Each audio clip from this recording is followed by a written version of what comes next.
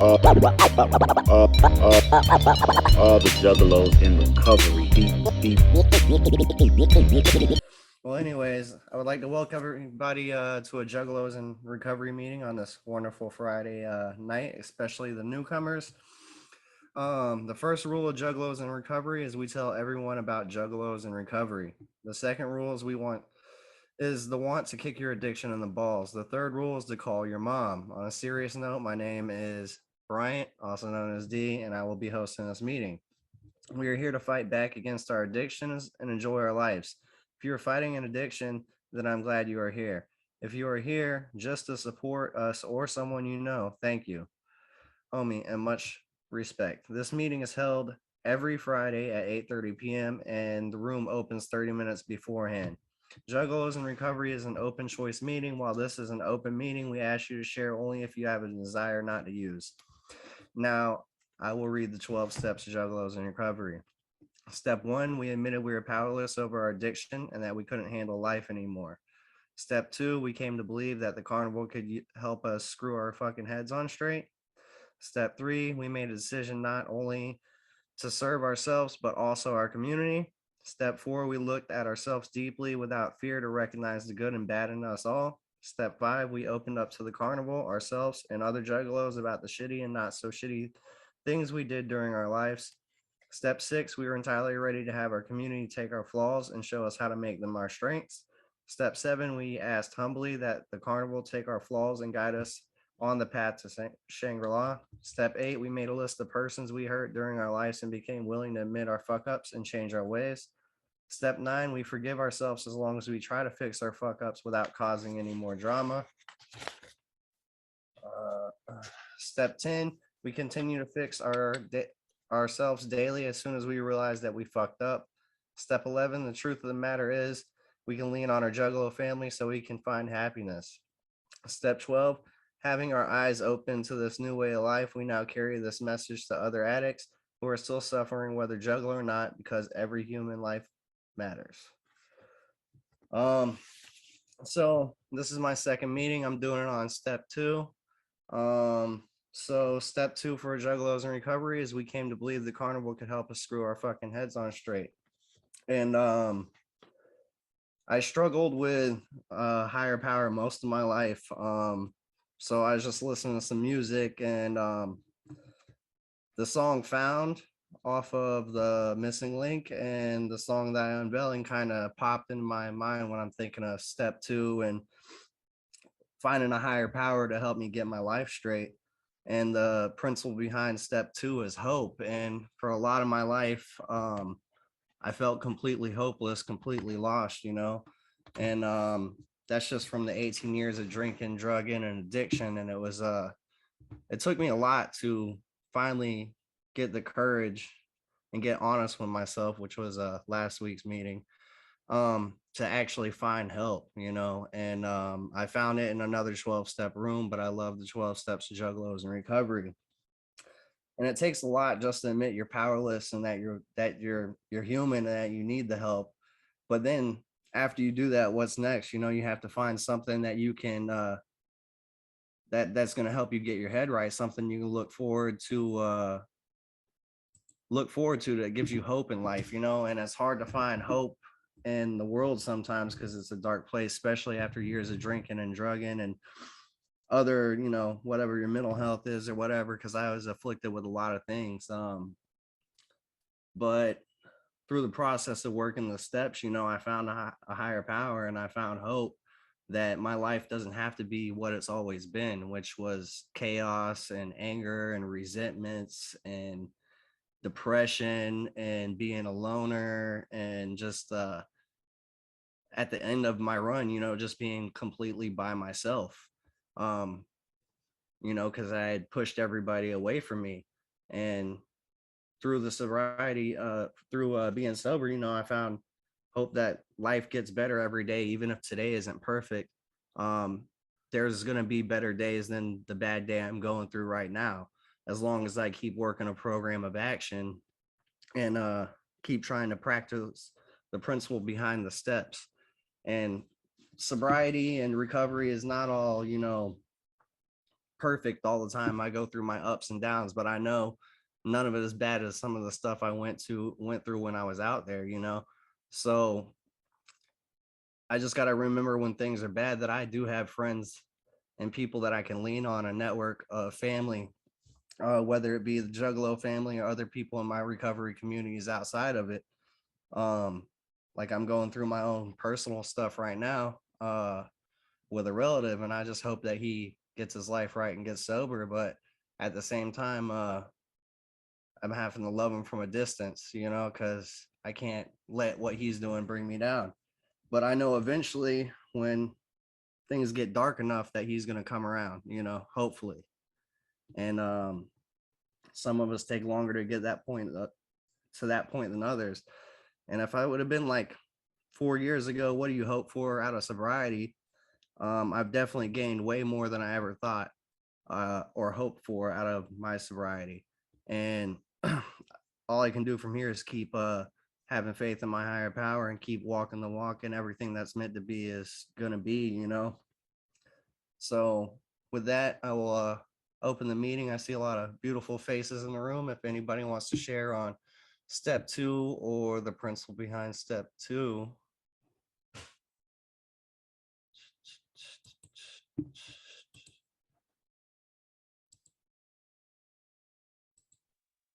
Yeah, love you, but fuck you at the moment for that song, by the way, especially after the day I fucking had. And I would say you're right. Family is definitely a big thing with all this. And only reason I say fuck you with that song is because I've literally pissed off the world with that song. But I can't right now because of people in my building and the time from the building. But there is no noise ordinance in the town I live in.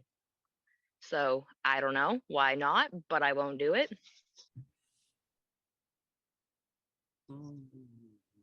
Thanks, Josie. Anybody else would like to share? The meeting is yours. Getting your shit together is one of the most important things that you have to do during this process of sobriety, especially when you're early on. Just get your ducks in a row and figure your shit out. Yeah, I mean, I totally feel you there, Chris. Like I said, screw our fucking heads on straight. I was a maniac when I was out there. I definitely was not my best thinking at all.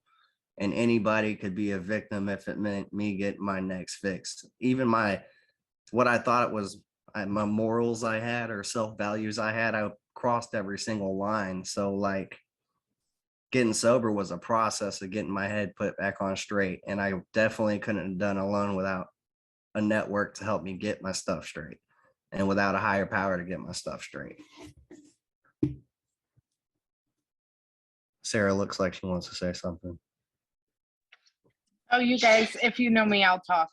I'm Sarah, grateful recovering heroin addict. Glad to be on the meeting. I seen you guys live, so I went ahead and hopped on. I'm working on some service work right now at the computer, so it's like I might as well hop on while I'm working on some shit. So, but I seen the two songs that you posted, and so if anybody's in the program, it talks about those little moments, like those little God shots that we have throughout our lives. And I remember when both these songs were released, and I mean, all the hype around the Six Jokers card was crazy anyways. But it was one of those God shots. Like I was using and I was drinking and everything like that. I mean, I was crazy as hell, but I remember them, and I'm just like, I mean, they give me chills like still today. So like I know. Hold on, 9 o'clock. Okay, sorry. Picking up the little one from cheer. So I just remember the chills that I got then from these fucking songs. And the carnival has never left me, but I had chose to get away from the carnival. And I think that's the same thing with my higher power. My higher power has never left me, but I chose to sway from my higher power. And, I missed all these signs and these moments in life because, drugs meant more to me than any of that. And, it's just, I really believe step two is finally realizing that I don't know shit about shit. Uh, I really don't. I've tried to maneuver and manipulate and force my life and force these situations and things. And, once I got sober and was like, no more drugs, like I had to, deal with how to deal with the world on me not running it. And the biggest thing with me and my higher power, I mean, somebody literally had to break it down to me, almost like that's the lyrics in the song Found. It's like, all this shit is here and it's not, I didn't do it. The flowers blooming in the morning, the sun coming up over the horizon, how it talks about the freaking pyramids and, all types of crop circles. And I mean, just all types of stuff, that's not me. The world doesn't center around me. And I thought it did for a long time. And, I used and manipulated people in a way that I should have been the center of the world. And I'm not. And if I just took a second to actually see those things, whatever is missing before it ain't missing now. Like, I thought there was so much missing out of the world and there wasn't. I was the one that wasn't looking for what was here.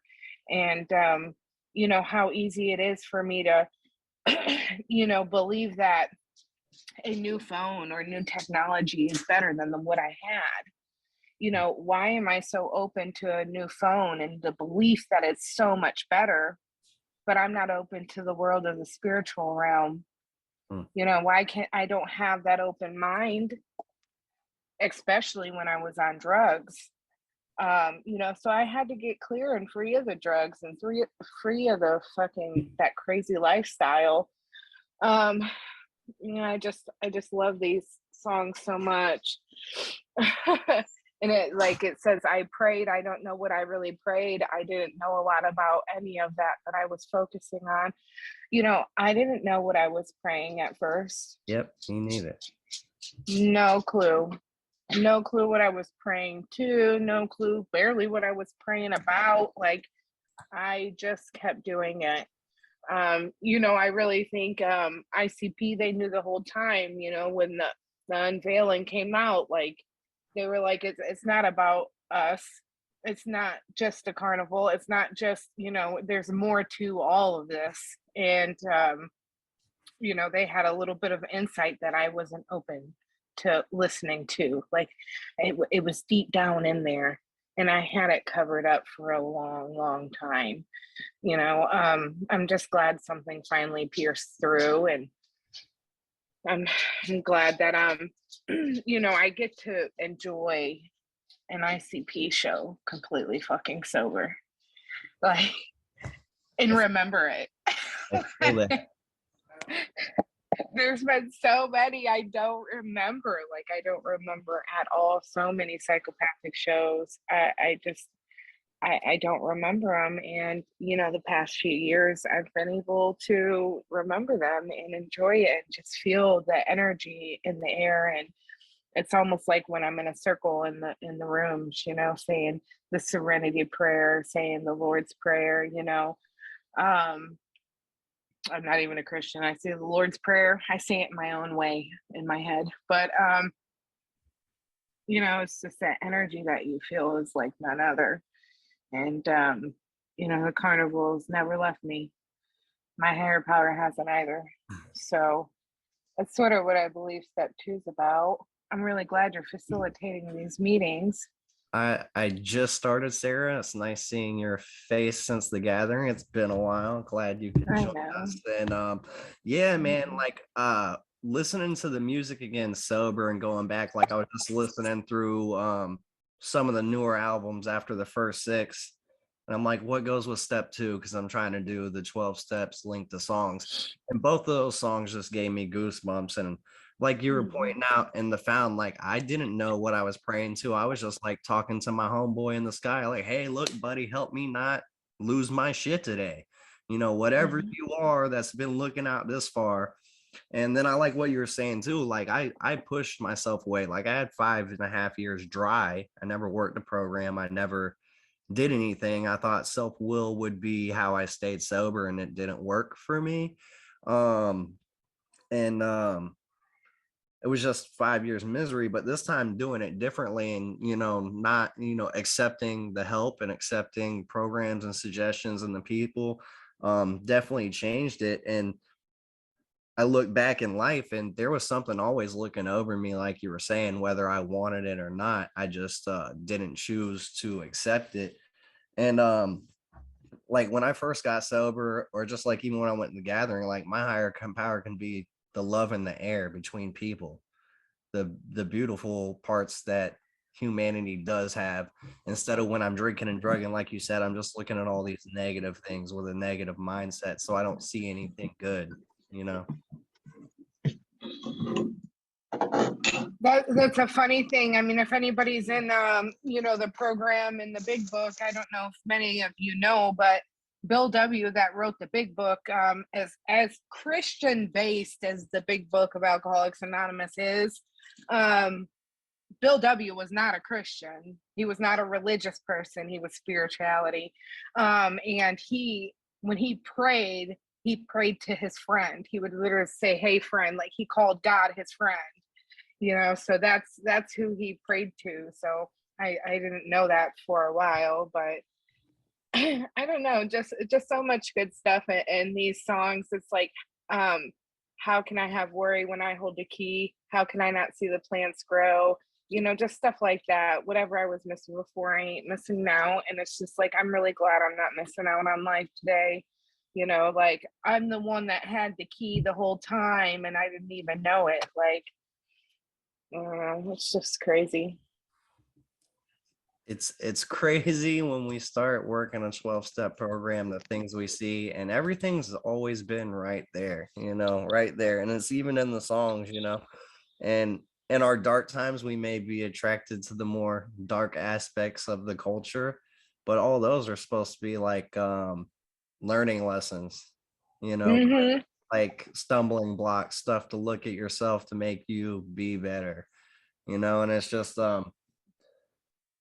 amazing when you have a group of people in a higher power and a community that you can lean into, that's going to see you and push you up, instead of the ones I used to hang out with that were just trying to drag me down.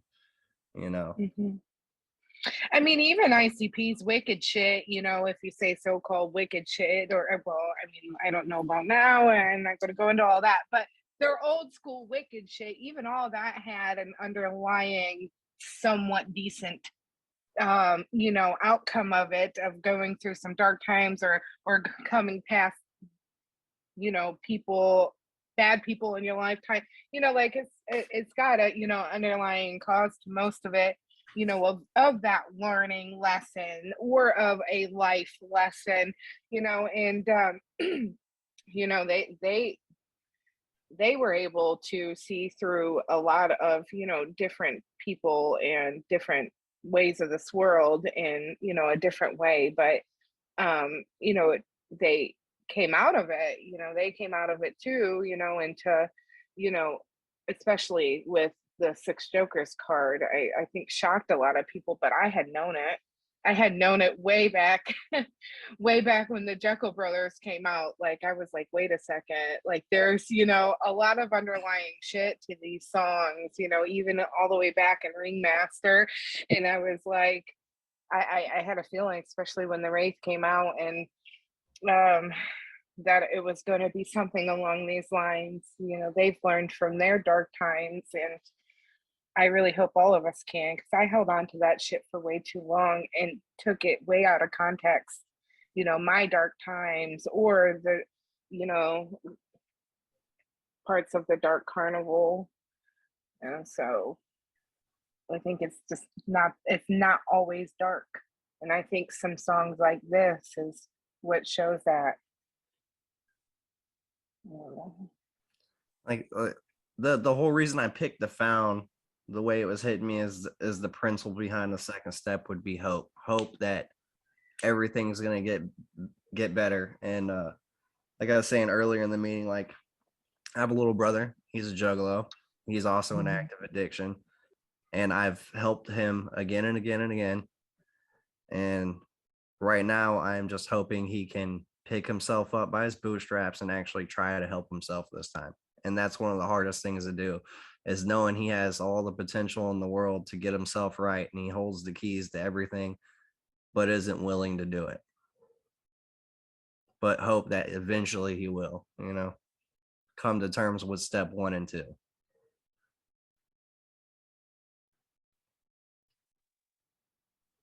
I'd We have to say a pull our funny thing anchors about and this. our inspirations from all well- kinds of different topics. I didn't hear you, Chris. But we pull all of our anchors and inspirations from all kinds of different places and topics. Yes. Yes, we do. All right, Joe. I would have to say interesting fact about all of this and why I said I like those songs, but I don't. My first ICP show, technically my mom brought me to it. And at first, when I liked ICP forever, she told me when I was younger I couldn't go to a show. She refused, even though they were close. And then I moved away. She got sober, and then she brought me to my first show. Hilarious in a way, how it happened. She was up front with me, had to be moved out back, but she was still there. Technically, all of the shit that I've gone through, she's gone through more. Technically, all my friends have. And that's why I think that, in a sense, I think it's comical with what I'm going through now because I'm going back to my old crew that I used to hang out with that we all messed up, but now most of us are better. And technically, the times I've gone to the gathering, I was with the wrong people because I did not enjoy it at all. Not really because I was messing up as much, but because they were too fucked up and I'd get lost and I wouldn't talk because I was shy as hell because I hated people and I hated the world. And then I hated the world more when my dad died, but now I'm over it and basically back to basic, I guess, but better. I mean, and that's a healthy start. I mean, we've been talking on and off for a while, Josie, so I know where you're coming from. So anything to move forward out of those negative headspaces, like it's funny you say that. My dad is from Michigan and played my first couple songs when I was like 8 years old, and I had my first CD when I was like 12, the Ringmaster CD, when I just dived headfirst into it. And I can remember when Shangri-La came out, and I didn't really care for it. I was in like bipolar, deep depression, drug addiction, and to me, it was like I didn't feel like I was going to see any good things. But when Hell's Pit dropped, I had that album on repeat for months and months and months on end. And then I get older, and I've been sober almost 4 years, and I go back and I listened to all these messages I was missing because I didn't want to hear them because of the type of mental state I was in. Whereas like, oh, this is all happy and shit. Skip. And then when I listen to them now, I'm like, man, why didn't I pay attention to those lyrics years ago? Because maybe that would have, shed some light on some things right there. And it's crazy to think like my dad planted the seeds of all this, and he's like 60. Yeah, my dad kind of planted seeds to make me like metal because he brought me to my first Slipknot show. And then from there, I did ICP, was kind of a homie, showed it to me, and it never stopped. My mom hated it.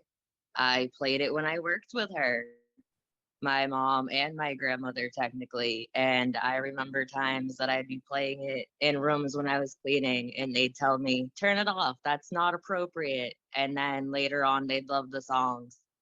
Technically, when I was pregnant with my daughter, people hated her name, wanted me to change it. My mom and my family and people that know me love it because their name is Lotus, and that has so many fucking meanings that no one understands unless they're a part of my family because of how much she's done more than me, because she's louder than I am. You piss her off, it's kind of watch out. Me, on the other hand, I'm quiet, innocent, leave it alone. Her, she does not let things go. So it's kind of funny. She's my mini me, but she's the louder one, not me. That's the other thing you were saying the last share that I slipped my mind. Chris says this all the time. Our demographic is getting older. and there's a lot of us that were heavy into a crazy lifestyle that are coming to this side. And I've had a lot of friends that I knew back, Juggalo homies from back in the day, that got multiple years off of like really heavy stuff that I just started talking to recently, that we haven't talked to each other in over a decade or so, because of addiction and choices. And I think, even though there's younger and older juggalos, the older the culture gets, there's going to be more and more of us in recovery.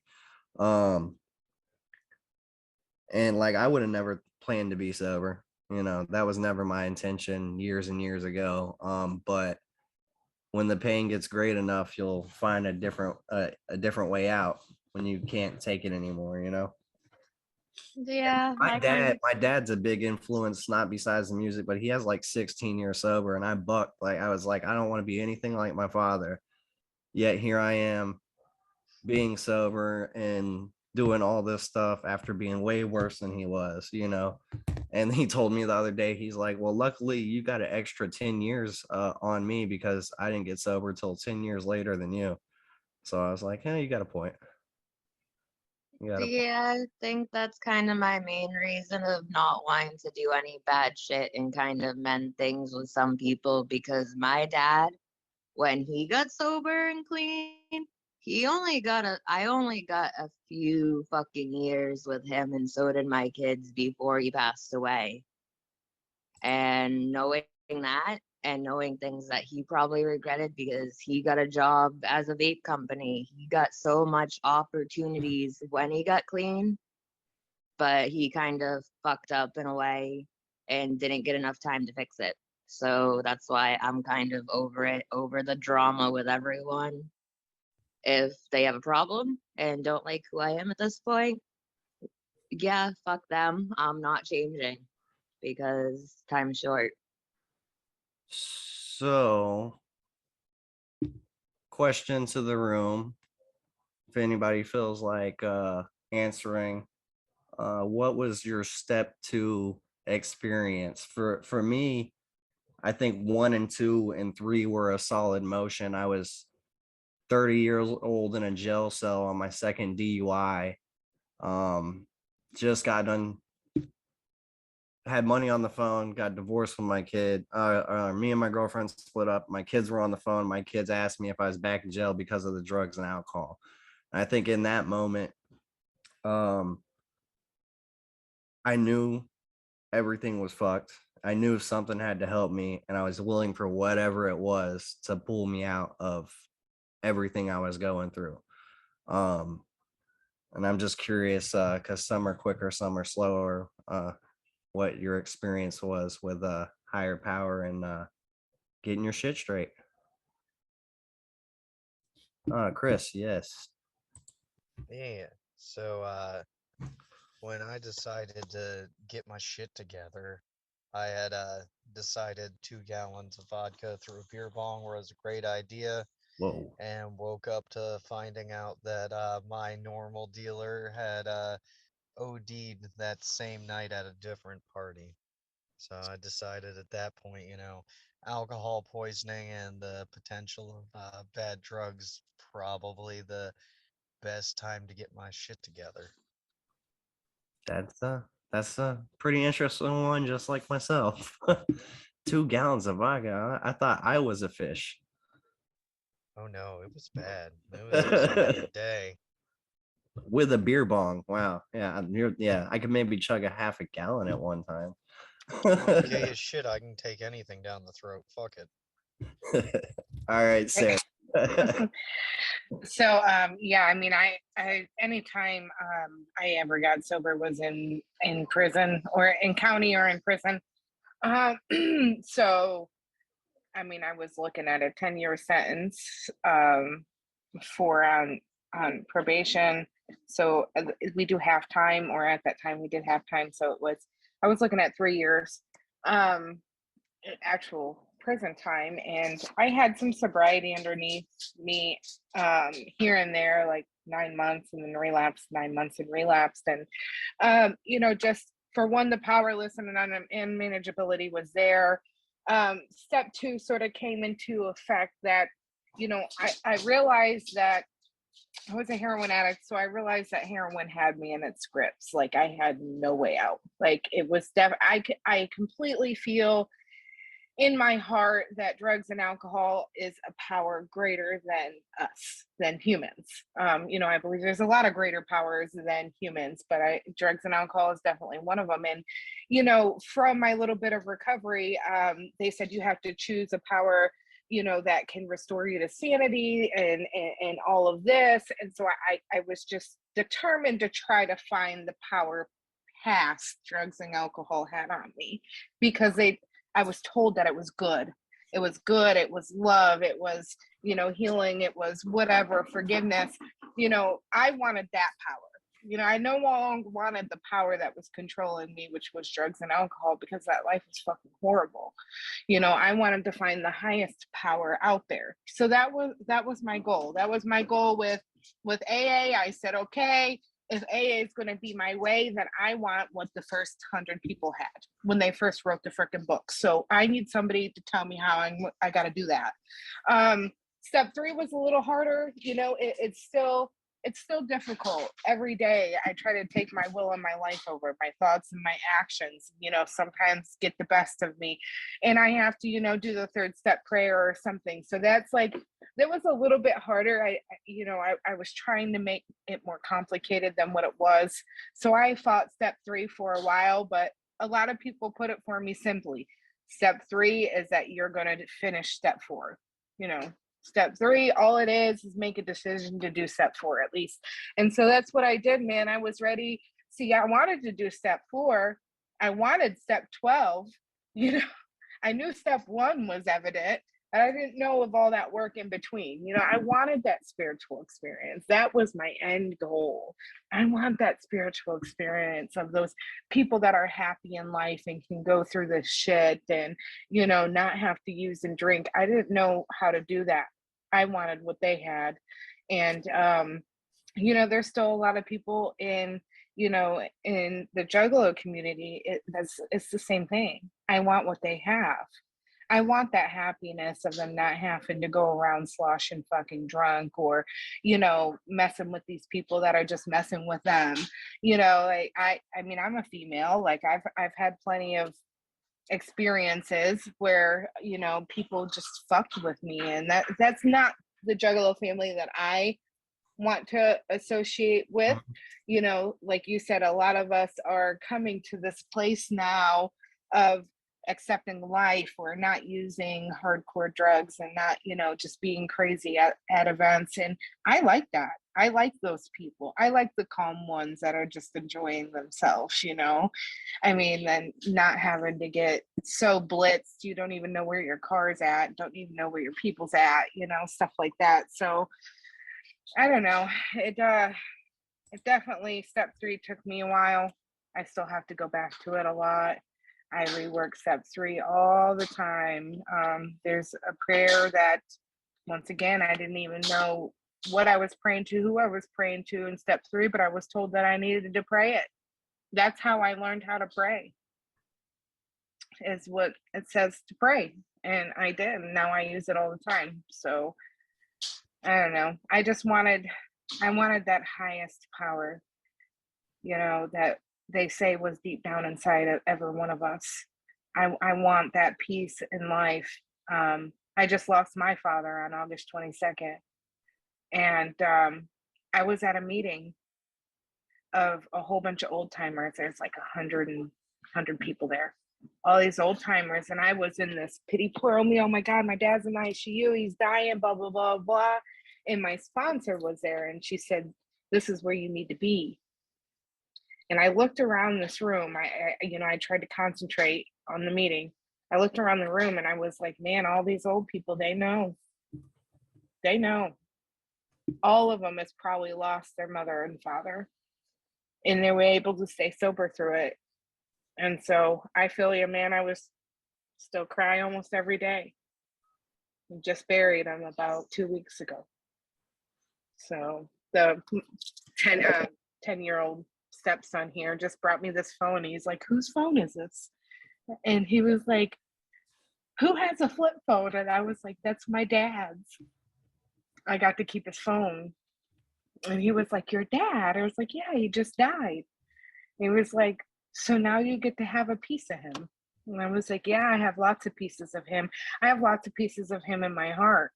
And I can have lots of pieces of people in my heart now. Because I pushed people away for so long. You know, I only wanted to hang out with that crazy crowd that was going to get me fucked up so I could forget everything and not remember stuff. And I don't have to do that today. I can keep pieces of people in my heart as I go. So sorry to hear about your father passing. Every day it feels like a piece of me is missing, but I have to hold on to the pieces that he gave me. You know, shit's rough, but I don't have to fucking put a needle in my arm today. I haven't went through that yet, but they say the saying is, what if there's a name for it, then it's happened to somebody. So there's plenty of people that can relate. And I don't think no matter what happens in my life, going back to the way I was is ever going to be there. And all those party friends were quickly not there when I was doing 4 years in prison after facing 15 to life. Those were all gone. I maybe have like 3 or 4 that wrote me the whole time and still talk to me this day. And all they ever wanted to do was see me be sober. And when I got sober, they're like, "You were a fucking asshole. I love you. Don't ever do that again. Stay how you are now." Like, and that beautiful part of that is some of those people are coming to my wedding next month. And one of them is doing my ceremony. And, you know, and that's been my best friend since I was a teenager. But I don't think that would have ever happened unless I came to believe the carnival or a higher power could screw my head on straight and then let it work. And like you're saying, um, not living basically in your own will. That's what step 3 is. I was always told if it's my first thought is probably wrong because that's my impulse. My impulse tells me to tell you to shut the fuck up and lets all my old shit come out. And my head's not always on straight inside here. Even if I could present myself on straight outwardly, my mind still goes in very wrong places. So that is a whole different thing though. It's not acting on things that go on in my mind, you know. That's the hard part. Well, That's hard every day. Every day I want to tell you about yourself or whoever, but I don't. I just tell my sponsor and she checks me on it.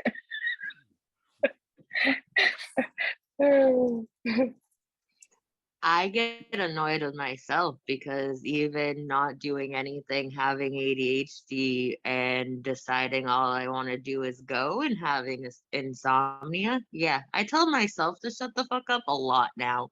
And so do other people, thankfully, which is good.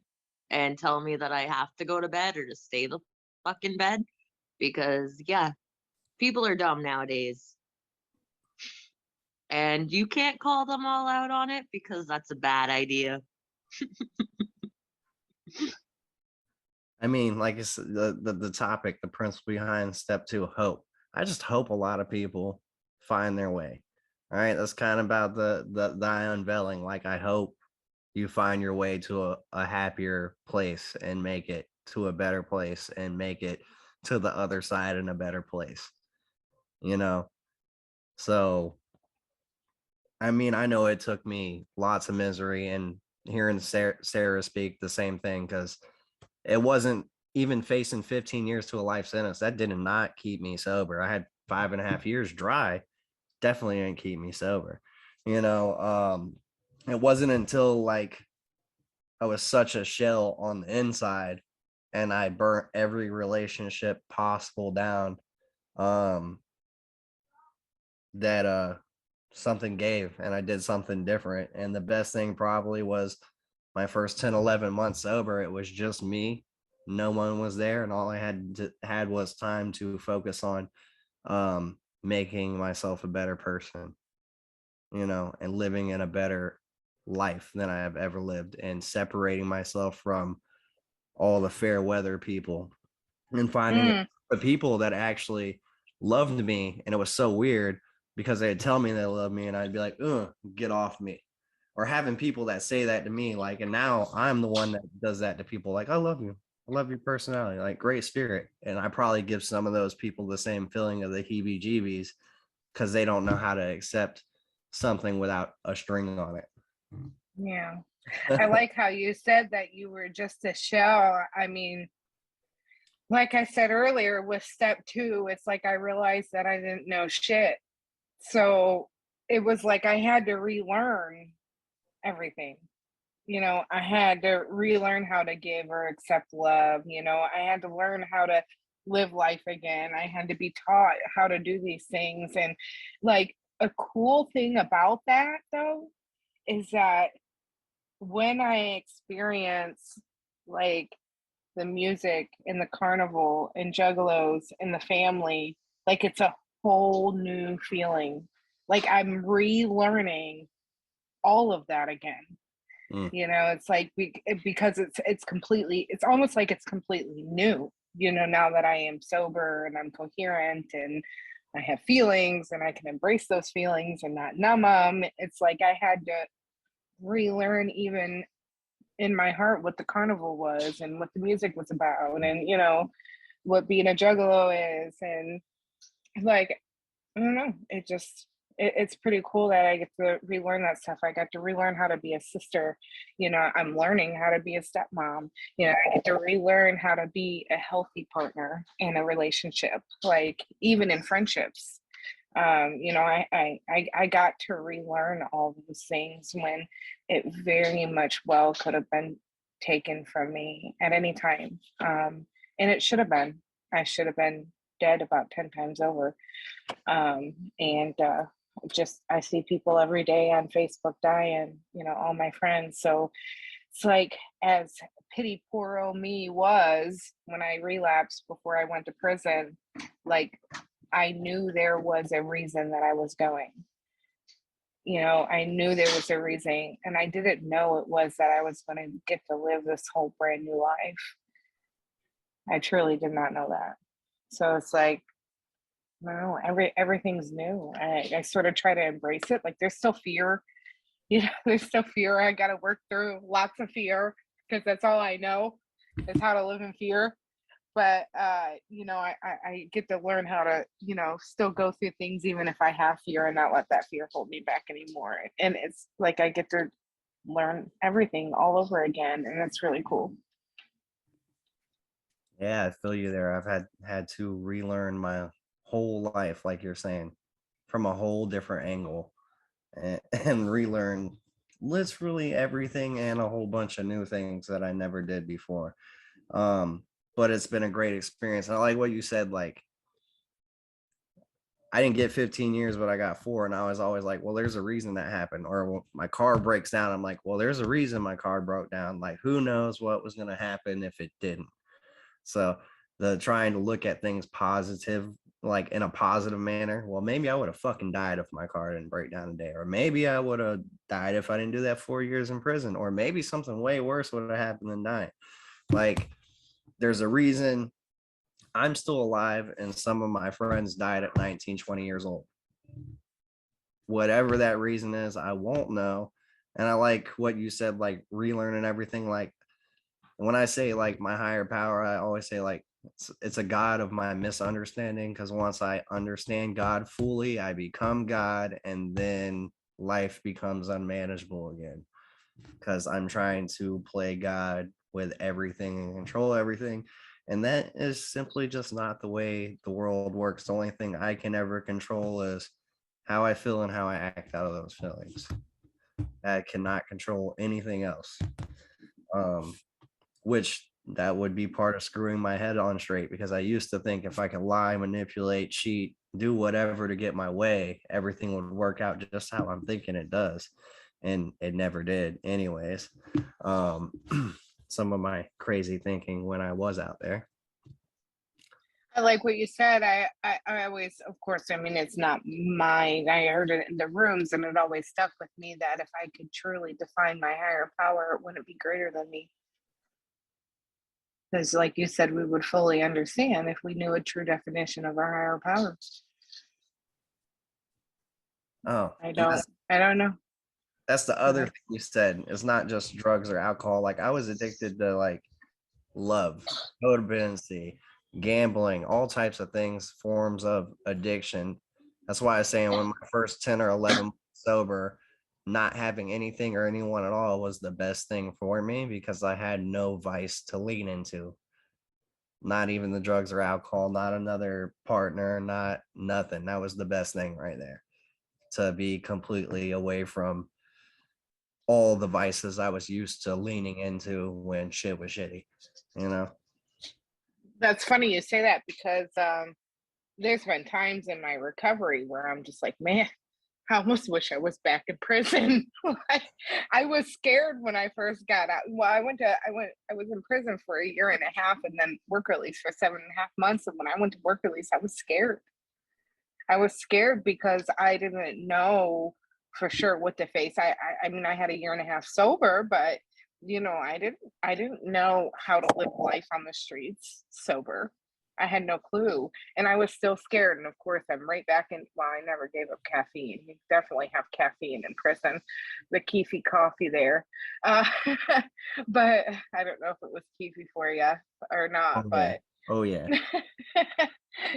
there was caffeine, but and there was nicotine, but I didn't mess with any of that. I smoked maybe like 2 Bible rolled up cigarettes the whole time. But it was right back into nicotine. It was right back into caffeine. And I was sort of scared. I was really scared of everything and everything for a while because I did not know how to live. I didn't want to live life on my direction anymore. I wanted to live life on my higher powers. And I felt I did that to the best of my ability in prison, and like it was safe, like I was a little bit safe and protected. And like now here I am out in the world, and it's been tough. It's been tough. Some people say there's like that 5-year hump. Well, mine was about at 7 years, and it makes sense because my first 2 I was locked up pretty much. I was either in prison or in work release. My first 2, so I had like a 7-year hump, and was a lot of my realizations and stuff like that. Oh man, I seem to go through a slump every year right before I pick up another medallion because I'm like, I can't believe That's true. this is going on for this long, and I'm still not thinking about fucking my life up. Josie, you got any What's up? What step did I do? second? Huh? You have any thing to put in on the second stepper principle? Your experience? I would say it's very interesting to be by myself now, but it's fun, except for I don't like living where I am anymore and not having homies or anyone because having to call the cops to help you get home because the buses don't fucking work where I live fucking sucks because cop cars are unfucking comfortable. Repeating the same story over and over and over again because people think you're lying or making shit up is old and boring.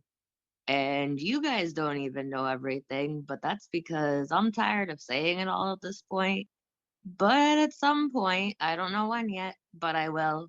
But some won't be able to be on video because Lotus can't know yet. And she does play around on my mom's phone at times. And some things she's not old enough to know why they happened. Like they did. But it's okay because it's okay with or without people that were in our lives and out of our lives because it's all good. I wouldn't mind taking a ride in a cop car, not in handcuffs. No, it's not fun. I've never been in handcuffs, but I would say that I hate fucking cop cars. I'd rather be with my homies in cars that aren't freaking psychotic drivers because it doesn't matter. A male or female cop, the seats are uncomfortable. That box is freaking claustrophobic, and motion sickness is not fun. So, yeah, anyone that knows me knows I hate cars. You go on a road trip with me, you better want to stop 1,000,002 times because I need out. I like to walk. That's why I walked to fucking Vermont when I was bored. Oh man, Almost got hit by a car a few times, but it was fun. that road trip from South Florida down here by West Palm to Ohio to the gathering was the worst ever. I'm definitely will fly when I go back to Ohio one day. Cause fuck, Ew, airplanes are creepy. I like the road trip from where I am to there. In a sense, I even like the one to Florida, but with some people, it's scary as fuck. Others, it's been awesome. But yeah, my first if I time had a choice, it would be car or plane. my first time in a plane, I jumped out of it. That was New Year's Day when I said 2022 was gonna be my bitch, and it's been a great year. I'm gonna keep pushing forward. Yeah, wanna I don't think I skydive. could ever do it. All I want right. to skydive. Did you say you were from Michigan or your dad's in Michigan? No, my dad's from Michigan. I'm from Florida. He was born and raised in Michigan, and then he moved down here, met my mom and work release, and had me. I am born bred Floridian. Where And in I'm Michigan? jealous. I miss Florida. My dad, where from in Michigan? He's lived all over. I got family all over still up there in Flint, Lansing, Grand Rapids, Ann Arbor, Battle Creek. They're all spread out up there. My cousin. I'm from Detroit, and I got family everywhere. My dad was just buried outside of Battle Creek. I will eventually adventure there one day for Devil's Night and Halloween. One day I will make it to the Mitten. That's why I loved Hallowickets. I went to a crap load, from like 01 to like 2007, I think was my last one. And I would go up there and get to stay with family. I never had to rent a hotel room. I would stay with my family and just go to Hallowicked. That's why I went to one quite often back in the day. Nice. All right, guys. Well, I don't know about you, but I had a great meeting. And if nobody has anything else to share on step 2, I will get ready to close out the meeting. And like I said at the beginning of the meeting, I am going through all the 12 steps with the principle behind the steps. So if you like the meeting or you're on Facebook and you popped in and you like the meeting, come back next Friday for step 3. And with that, I want to thank all y'all for coming and supporting us, and I want you to keep coming back. And if we may not see each other, hear from each other, or hear from each other, stay close by asking a friend and about what's going on. And everything's posted on the social medias and on Facebook. And with that, I will end this meeting with the Juggalo prayer. I believe no matter how long the road, if we walk together, we will get there. Even though we will face some of the darkest evil ever seen, we will face it as a community and stand fearless in its path. Nothing will stop us. With the help of our family and community, we will overcome the persecution and tribulations that life may cast from time to time. To the ones who still suffer and haven't found the path to serenity and community, we will continue to search for you and help you no matter what your ailment. We carry our stories and messages to everyone who will listen. As the sun descends and the night becomes, we arise to take the path. Thank you for joining. See you next time. Bye, guys. Have a good night. Whoa, much love. Love Thanks, you Brian. guys. Thanks, Chris, for showing up. I love your support, even when you don't talk a lot. I'm in the middle of driving I know across you many are. states with no signal. I know. I'm just Drive carefully. your camera's been going on and off. Be Yeah. safe and good journeys, Chris. I will see you next time. Monday. Okay. Until next Monday. time. There's another meeting Yep. Monday. Come see us Monday. Okay. Monday, Wednesday, Okay. Friday. Monday, Wednesday, Friday. Join us.